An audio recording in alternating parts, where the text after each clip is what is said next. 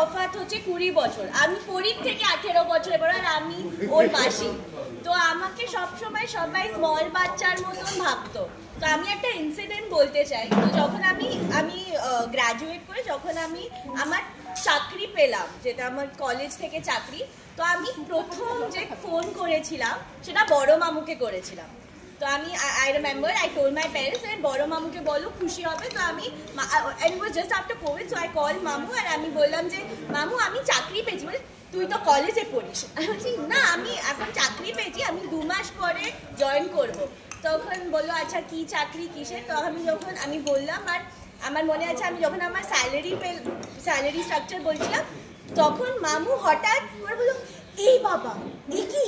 তারপরে এত খুশি হলো, আমার মা বাবা কোনোদিনও এত খুশি হয়নি।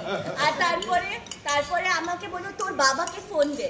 আর বাবাকে এত জোরে আমি লাইন থেকে শুনতে পাচ্ছি, বাবা বলছে কি গো মেয়ে তো সাংঘাতিক চাকরি পেয়েছে।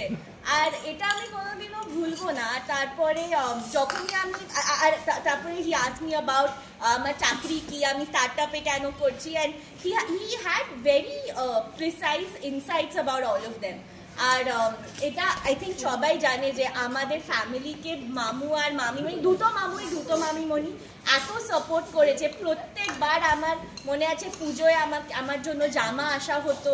অ্যান্ড আই থিঙ্ক যে ওদের সাপোর্ট ছাড়া আজকে আমরা বেটার পিপল হতে পারতাম না। তো and this can't be summed up in two words.